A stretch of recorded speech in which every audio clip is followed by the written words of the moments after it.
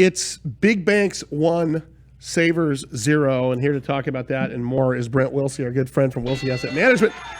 Well, I'll tell you. How you guys doing? Good. How are you, Brent? Well, we got to change the elder Wilsey. Oh, yeah. Okay, well, sorry, just stumble into that one. Well, of course, he's talking about Chase Wilsey, our millennial investment expert, is the old elder Wilsey's son. Oh no, that's the wiser, maybe. The But wiser. you don't look like, honestly though, you don't look like you're old enough to have him as a son. I will be honest with you. Well, thank you. Because you must have had him when you were like 10 or 12. Because you guys look, you don't look old enough to be his dad. He's yet to share the pocket stuff secret with his son. Yeah. Because he comes in here, I'm always checking. I go, did Dad? No, he doesn't. I'm not do it. too young. Yeah. You taught him how to buy a good suit, though. I noticed that. That's what you do for your son, right? Yeah.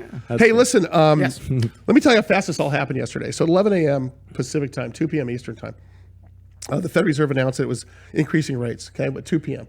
2:15 p.m. Wells Fargo says we're increasing rates on loans, but not on passbook savings accounts. Right. By 3 p.m. U.S. Bancorp said the same thing. By 3:15. J.P. Morgan Chase also said the same thing. Yeah, so all of the interest rates pop up, right, but no savers interest rates pop up. Isn't that interesting?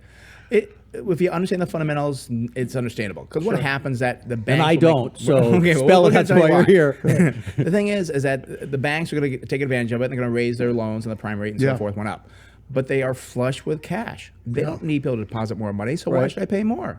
I'm still going to pay, I think the average is 0.48%. Yeah. It's not going to go up. So don't get excited about your savings or your CDs thinking, oh, we'll get more. Banks don't need your money. So until there's a shortage of it's a supply demand just like anything else. They don't need anybody's money now. The government gives it to them for zero. Hang on though. What now? The bank bailout was paid back completely by all the banks. One of the they should advertise that as much as they should. And that's the one thing that is one of the notions you have to dispel, that the bank bailout actually worked and the banks paid back the dough. Yeah. So it wasn't as if they just got bailed out. And now I will complain about this. When they did get the bailout, they held on to the cash. They didn't loan it out like they were supposed to. Well, eventually they did. You know why? Tell us why. The reason why they did that was because the government said, here's all this money.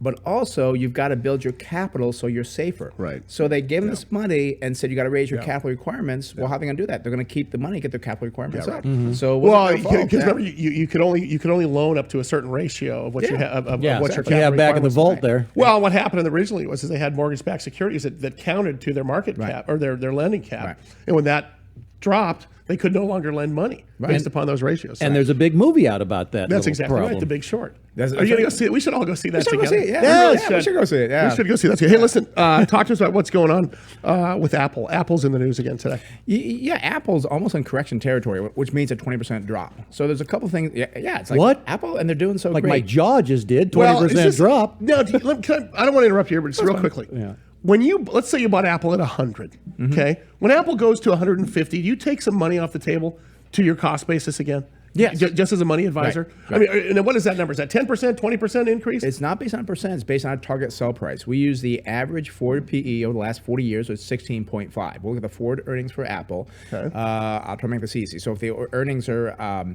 $10 a share, 16.5 would be what? $165, okay? So if it hits that price, we sell it, because that's the 40-year average. Now, do you go average. back to the cost basis, or you sell it completely? We sell it completely. You sell it completely. Because we get out of it, and then we'll look for another company that is trading around 10, 12 times earnings. Because if you look this over history, go back to 1870, we have a chart that shows this. When you buy companies around 10, 12 times earnings, you make money. When you pay the high amount, over 15, 16 times earnings, you lose money. But it doesn't happen week to week. It happens over years. Yeah, right. Yeah. And that's why we're very disciplined on buying a company at 10, 12 times earnings and selling at 16 points. So what makes you think that Apple's in correction territory right now?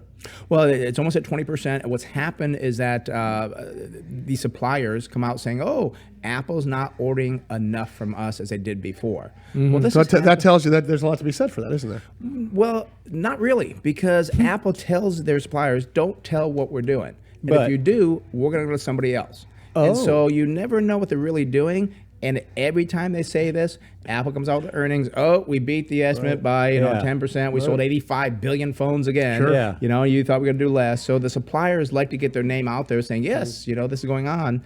But Apple, when you do it to Apple, they do not like it, and they will penalize that supplier. I'd love to see that meeting when the guy from, I'm Bobby from Apple, Apple, freaking Apple. I got a problem with this. So, all right, now, at what point do you go? At what point do you get out of Apple for you personally? I mean, is it when you start smelling that we're in correction territory like we are right now? No. That's when we're buying it. You want to buy low. We're not supposed to buy low. Buy low, sell high. So exactly, and now things are low. So Apple's back on our buy list. When it's like a 120. But what about the notion that just because something's cheap, it doesn't mean it's not going to get cheaper? Or do you use system buying through? I mean, no. Something just because it's lower in price doesn't mean it's a good buy. You have to check those fundamentals. Are they still got their earnings? How are their sales doing? What are they doing? They're buying back stock. I mean, Apple's doing. It's one of the best run companies in the world, and they're doing everything right. And they keep surprising people, saying, "Yep, we beat it again." I heard somebody talking the other day that Apple the watch is not doing very well. Right. They only sold $1.5 billion. Companies would love to $700 a piece. Right. That's because I sent mine back, or that number would be higher. That's exactly it. Speaking of Apple, there may be a management change coming up there. It's possible. Tim Cook's only 55. But again, you have to, as a corporation, you got to groom people going forward. This gentleman, Jeff Williams, he became the COO. So people Chief Operating Officer. Yeah, exactly. People report to him. Tim Cook will be running the whole company. But he's done great things with the watch. He's got a great history at Apple. I think he's been there for 11 years, if I'm not mistaken. So again, he would be next in line. But there's no talk at 55. Tim Cook is going to hang it up. He could be there another 10 years. Yeah. But it is set up just in case. It's always going to have that. Let's talk about that rate hike. What's interesting is the Fed finally increases interest rates. First time in nearly a decade. It went from literally 0% to 25 basis points. It's a small rate hike. It's going to affect millions of Americans. So how's it affecting investors?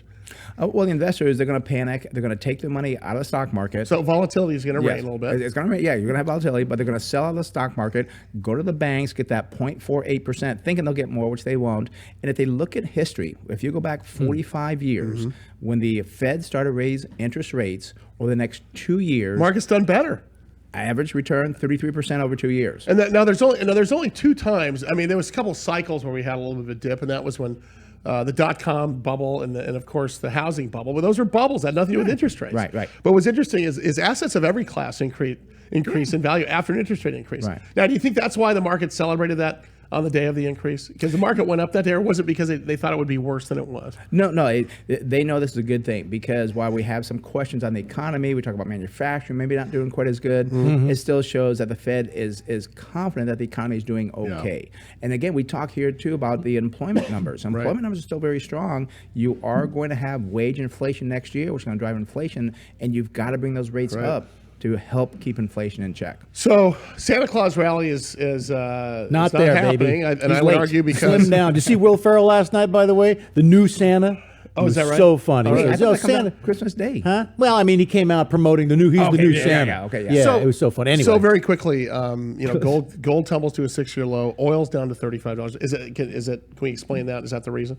Well, that's the reason why the market's having trouble with the Santa Claus rally, because what's going on and so forth. And again, it's just because we had high uses of commodities before with China and so forth. Right. Now we're still consuming, but not like we were before. Yeah. So I'm telling people, be patient. I wouldn't go to gold yet, but oil. The further down it goes, the more likely it's going to have a big bounce. Yeah, because by the way, we're dependent on it. It's exactly. A gusher. Right. Thank you, Brent. Appreciate that. Brent Wilsey Asset Management.